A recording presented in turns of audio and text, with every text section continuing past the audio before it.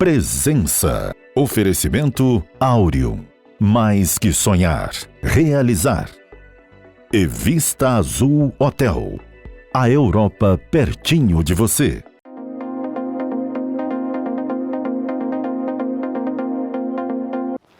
A presença hoje é a de uma pessoa que está à frente de uma entidade que vem aumentando ao longo dos anos a sua importância no processo de tomada de decisão de política pública aqui do Espírito Santo.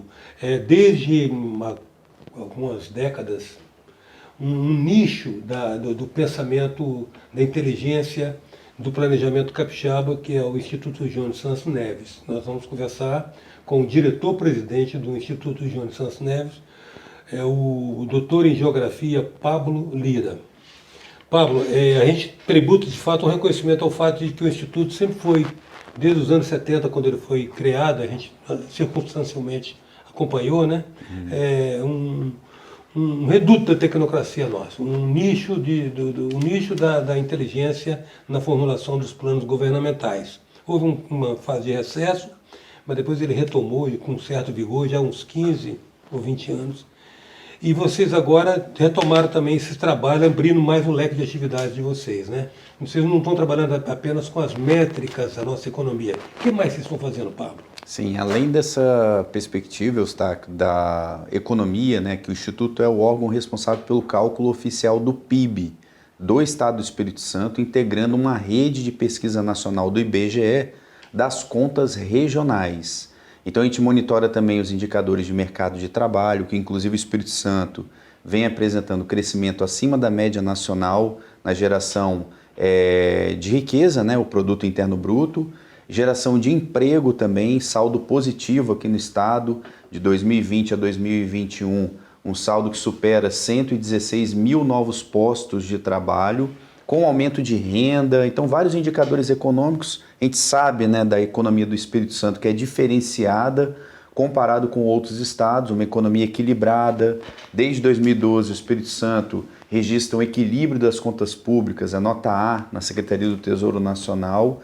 E além desses indicadores econômicos, a gente tem indicadores sociais que a gente monitora.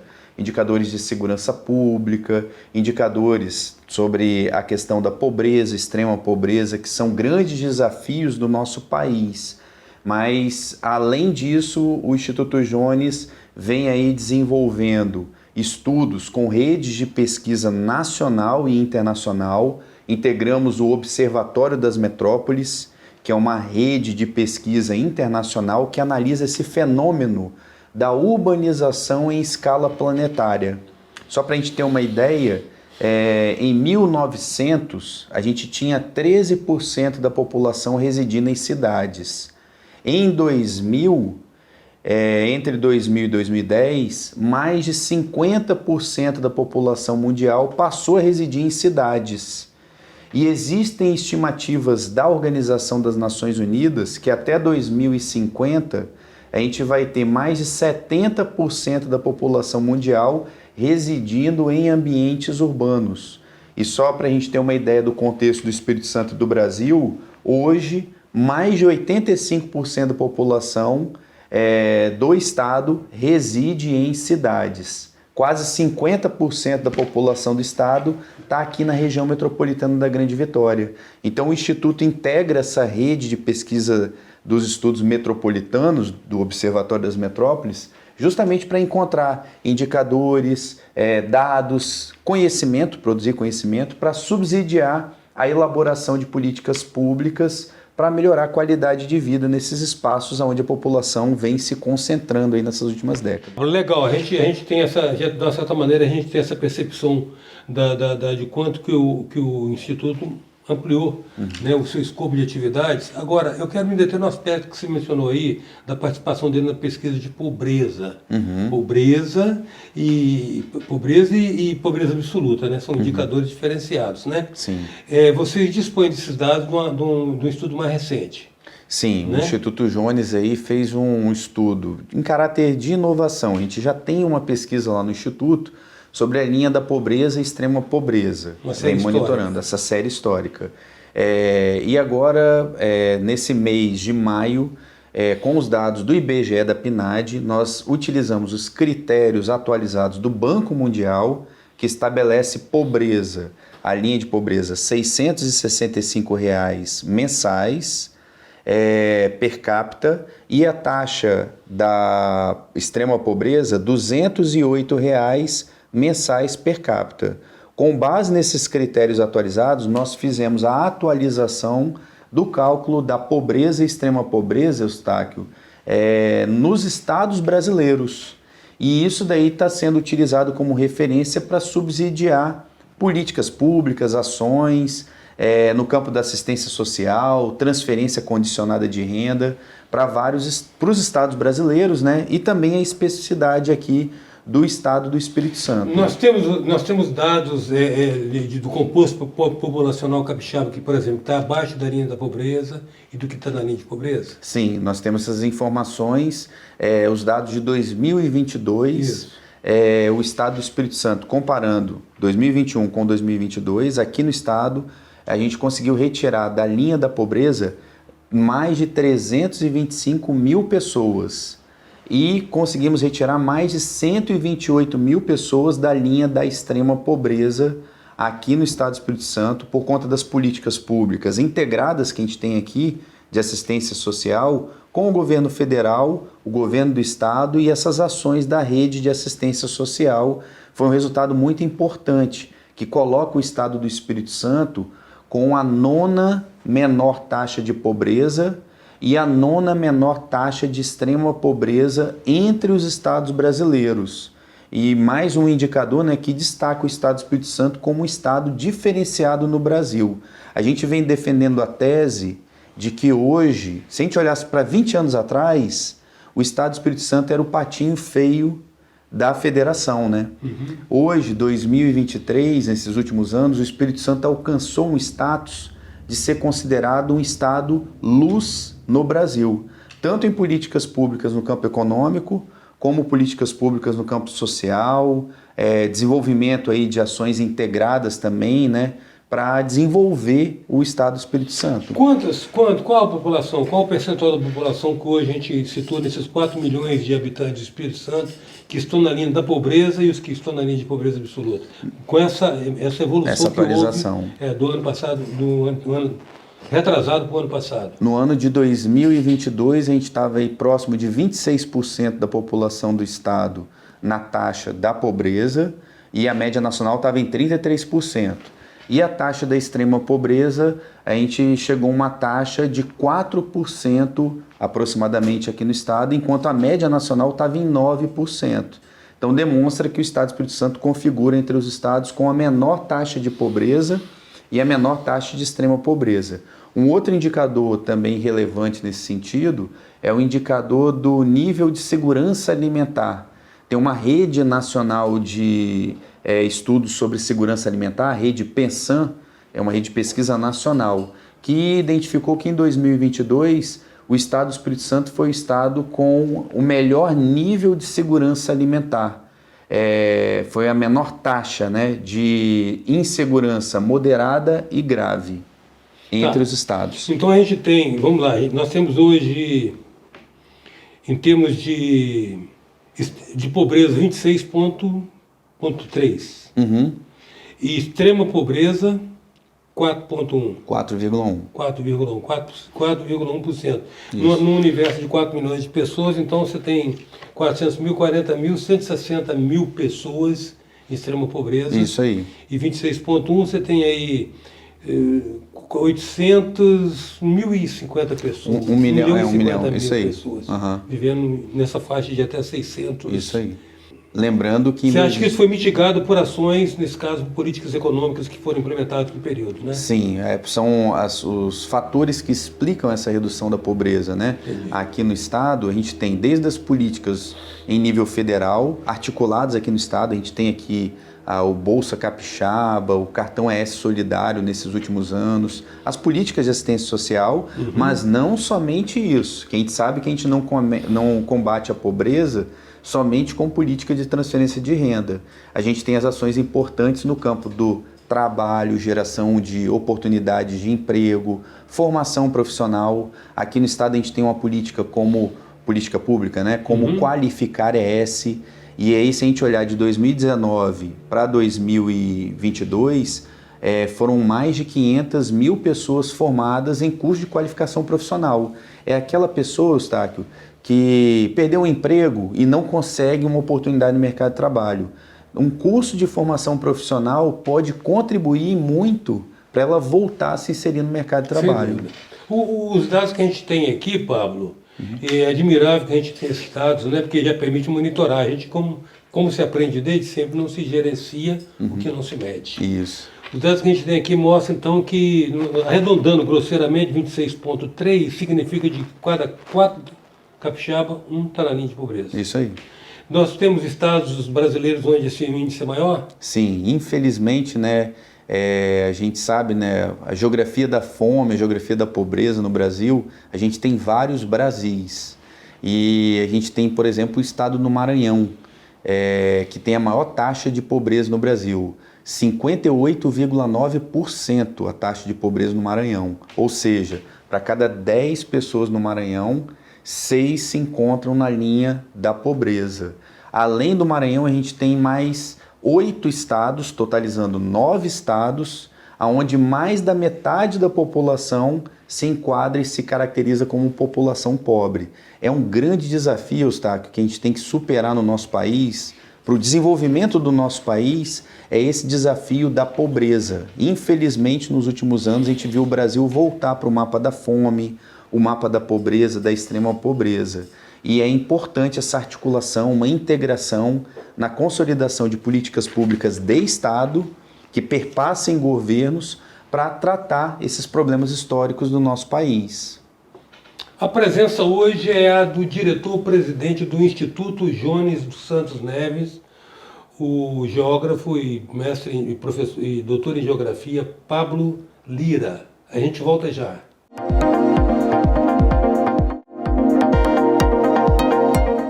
Voltamos com a presença do diretor-presidente do Instituto Jones Santos Neves, Pablo Lira. Pablo, um dado fundamental para a gente saber o tamanho da riqueza que a gente está conseguindo gerar. Qual é o tamanho do PIB capixaba? Quanto que é o PIB capixaba? Hoje ele supera aí os dados, né, de 2022, 170 bilhões de reais. E o Estado do Espírito Santo vem apresentando resultados positivos, né, de crescimento da economia. E você tem os dados do PIB nacional? O PIB nacional, a gente teve um crescimento aí de 2% no ano passado, 1,9%, 1,8%. E o Espírito Santo vem crescendo nessa perspectiva, proporcional. Nos últimos anos, o Espírito Santo vem crescendo acima da média nacional. Porém, a nossa economia ela é muito conectada com a economia mundial. O grau de abertura nosso aqui, Eustáquio, supera os 50%. Ou seja, somando exportação e importação dividido pelo PIB, 50% da nossa economia, mais 50% está conectado com o que acontece lá fora. Deu ruim lá fora, tem ressaca aqui dentro. Impacta primeiro na economia do Estado, que supera em quase 2 vezes o grau de abertura da economia brasileira. E o PIB nacional tem quanto hoje? Então, uns 7 trilhões? Por aí, isso aí. Né? Aproximadamente. Então a gente cresceu em termos relativos. O Espírito Santo nunca conseguiu passar de 2% do PIB. Então ele já cresceu proporcionalmente, está chegando a 2,5% do PIB, então. Isso aí. Então, e com perspectivas agora de uma retomada de crescimento, o Espírito Santo, a gente olhando os dados por trimestre, a gente vê aí que a gente fechou o ano passado tendo uma maior tração no PIB. Então tudo indica que o PIB aqui do Estado, nesse início de ano e ao longo do ano de 2023, tende a voltar a crescer acima da média nacional, com destaque. É uma boa informação para a economia aqui do Estado, que tem alguns fatores portadores de futuro. Como a gente viu agora, né, a Petrobras anunciou a ampliação do seu plano de investimento até 2026 aqui no Estado, previsto um crescimento de 82% na produção de barril de petróleo dia aqui no território do Estado. Isso é muito positivo para a economia e, além disso, para a geração de emprego e renda e os investimentos também em energias renováveis, né? A carteira aí de investimento da Petrobras também vem diversificando essa perspectiva das energias limpas. Além desse fator, o Instituto Jones monitora os investimentos acima de R$ 1 milhão aqui no estado, público e privado. E olha que informação importante, até 2026 estão previstos investimentos da ordem de 50 bilhões de reais para o território capixaba. Então a perspectiva é positiva para o crescimento da nossa economia nos próximos anos também. Nós devemos ter um orçamento que eu estimo que seja mais ou menos de 20 bilhões, significa mais ou menos um orçamento de 2 anos e meio de orçamento do Estado. Isso aí. E a informação também relevante, né? O Estado do Espírito Santo, ele mantém esse equilíbrio nas contas públicas, né? Então a gente tem aí mais de 11 anos com nota máxima aí na Secretaria do Tesouro Nacional desde 2012. Esse equilíbrio nas contas públicas passa para o investidor, Eustáquio, que quer investir nos estados brasileiros, segurança, previsibilidade. Então a tendência é atrair mais investimento. Diferente, por exemplo, dos nossos vizinhos aqui, como Minas Gerais, Rio de Janeiro, que estão em situação de recuperação fiscal frente ao Tesouro Nacional, né? O Pablo, o Instituto desenvolve muito, trabalha com muito informação, dados, né, que transformam em informação, e essas informações certamente produzem inferências, né, informam decisões que vocês têm que tomar.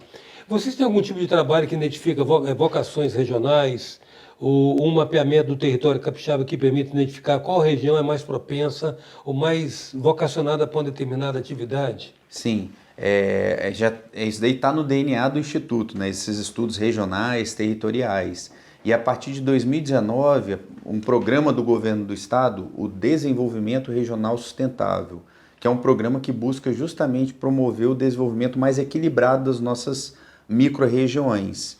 E aí a Secretaria de Desenvolvimento do estado gerencia um Conselho Regional de Desenvolvimento com atores públicos, da iniciativa privada, setor produtivo, associações.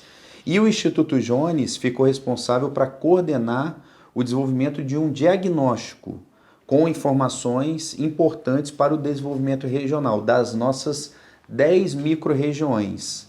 E esse trabalho foi realizado em parceria com a UFES, o IFES, o UVV e outras instituições de ensino aqui do estado, o Instituto coordenando esse trabalho. E no ano de 2022, Eustáquio, entregamos para a sociedade capixaba 9 planos de ação, tirando a Grande Vitória, que já tem o PDUI, que é o Plano de Desenvolvimento Urbano Integrado. São planos de ação que foram construídos a várias mãos, com o olhar regional, quais são as vocações, quais são as potencialidades regionais e também as adversidades, para a gente pensar um desenvolvimento regional mais sustentável e equilibrado aqui no nosso estado. Ou seja, isso previne qualquer tipo de ação isolada, eventual, ocasional, esporádica, que não seja presidido por uma base de informações que garante o sucesso da medida, né? Isso aí, a gente está no século XXI, a era da informação, a era da tecnologia, né? Dados é petróleo. Muito importante, isso é a mina de ouro hoje em dia, é a informação e o dado, né? E isso que você falou da escala regional, né? Imagina, a gente está falando de 78 municípios. Pega uma micro-região aí que tem 5 municípios que desejam a construção de um hospital de médio complexidade aí. O pleito para você construir 5 hospitais, a questão das contas públicas, não fecha a conta. Sim. Agora, se você tem um olhar regional, um hospital, você ganha escala e a demanda ali é legitimada pela sociedade e pelo poder público. Vou fazer um resgate breve também, Pablo, que é o seguinte: o Instituto, quando surge lá no meados da década de 70, ele cuidava muito dessa questão da gestão territorial, da integração dos municípios, visando até algumas economias de escala, né, dentro dos municípios, né?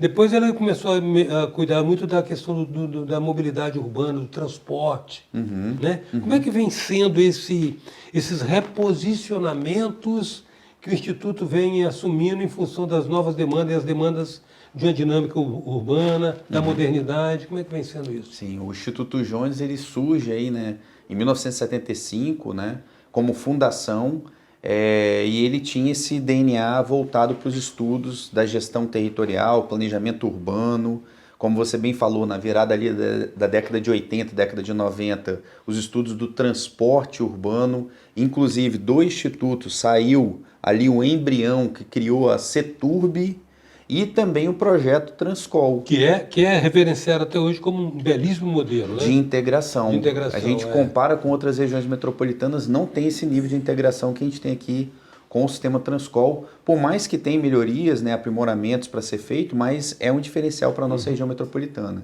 Nos anos 2000, o Instituto também se destacou com os estudos no campo da economia, cálculo do PIB, né, aprimoramentos nas metodologias. E aí, de 2010 para cá, o Instituto vem se destacando em redes de pesquisas nacionais e internacionais. Também o Instituto Jones foi um ator importante na elaboração do Plano de Desenvolvimento do Estado, o ES 2030, inclusive alinhado aí com as metas, os indicadores da Organização das Nações Unidas, hoje os ODS, né, os Objetivos de Desenvolvimento Sustentável, e também nessa última década o Instituto se aprimorou com a criação do Sistema de Monitoramento e Avaliação de Políticas Públicas.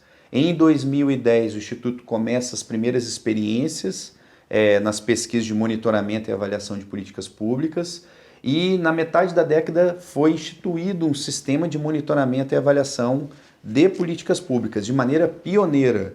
Em 2017, o Instituto passa a ser referência no Brasil como uma instituição que vem fortalecendo a cultura do monitoramento e avaliação de políticas públicas. Em resumo, basicamente, é utilizar evidências científicas para aprimorar as políticas públicas com toda a transparência também, junto com o gestor, com a sociedade. E aí o Instituto avança nessa frente e nos últimos anos ele se destaca também nesse grave momento que a gente passou, da mais grave crise sanitária dos últimos 100 anos no mundo. O Instituto Jones foi uma das instituições que se comprometeu como um verdadeiro guardião aí, né, dos valores científicos. Foi criado um núcleo de estudos epidemiológicos no Instituto no período da pandemia e também um sistema de monitoramento dos indicadores epidemiológicos. O Instituto também, junto com os bombeiros, Secretaria de Saúde, Prodeste, Seconte, o próprio governo do estado, na liderança do nosso governador Renato Casagrande, o Instituto Jones ele contribuiu para utilizar a ciência num momento, né, que a gente viu o mundo dividido na pandemia. De um lado os alarmistas, de outro lado os negacionistas. E qual foi o caminho que o Estado seguiu, né, com essa colaboração das instituições? Foi o caminho do equilíbrio, da ciência para fundamentar o processo decisório e o planejamento nesse momento da pandemia. Com tanta informação que está sendo disponibilizada, lavrada, processada, né, e entregue por vocês, que é um dado extremamente precioso e uma diferença estratégica muito grande. Né? Voltando ao nosso PIB aqui, nós temos a estratificação do PIB para saber exatamente o que a indústria está produzindo, o que o comércio civil está produzindo, o que a agricultura está produzindo hoje? Sim, sim. Como é que está mais ou menos isso? Então, os dados aí mais recentes do PIB, a gente tem aí em torno de 64%, 65% da economia do Estado composta pelas atividades terciário, serviço e comércio terciário. A agropecuária, 4%, 5% do PIB, variando aí de ano para ano. E a indústria, 26%, 27%. E aí esse ponto da indústria eu quero destacar, né? Surpreendente para mim, eu achei que estava havendo desindustrialização. Isso, essa discussão. Inclusive teve uma polêmica recente, em nível nacional, algumas pessoas apontando que a indústria do Estado estava falindo, estava em colapso, mas esse dado da indústria demonstra que o Estado do Espírito Santo, em participação da indústria na economia, é o quarto estado com maior importância da indústria no Brasil. Inclusive, a participação da indústria aqui no estado é maior do que a média nacional. A gente fica atrás, por exemplo, de estados como o Pará, que tem um percentual da indústria de 42% na composição da economia. O Pará hoje representa o que o Espírito Santo representava há 10 anos atrás. Só que tem um porém. O estado do Pará, 30% da economia é indústria extrativa. Não tem tanto valor agregado como a indústria de transformação. Hoje o Espírito Santo consegue ter uma economia um pouco mais equilibrada da economia industrial, indústria de transformação e a indústria extrativa. Então tem esse equilíbrio que foi construído ao longo dos últimos anos. A gente ainda tem a dependência das commodities aqui no estado, porém de 2010 para cá a gente começa a observar uma certa relativização e diversificação da nossa base industrial. Por exemplo, a gente tem uma fábrica de motores elétricos aqui no estado, a WEG. A gente tem aí fábricas de veículos como a Volare. Temos também um estaleiro aqui no estado e outras indústrias estão vindo para cá, café solúvel. Então a gente está conseguindo diversificar, mesmo que lentamente, a nossa base industrial, e refinar a base. E agregar valor à nossa base produtiva. Isso é muito relevante e pode representar aí um diferencial para um novo ciclo de desenvolvimento da nossa indústria. Que venha.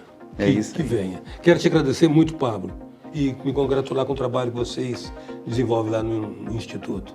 Eustáquio, é um grande prazer estar aqui conversando com você. A gente recordava agora há pouco, há mais de 10 anos atrás, estive sentado com você, tendo esse bate-papo muito qualificado e importante para a gente pensar essas questões sobre o nosso estado, sobre o Brasil. Pode contar sempre com o Instituto Jones. Eu agradeço. A presença hoje do diretor-presidente do Instituto Jones Santos Neves, o doutor em Geografia, Pablo Lira. Até já.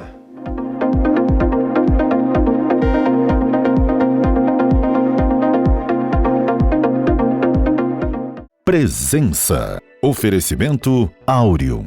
Mais que sonhar, realizar. E Vista Azul Hotel.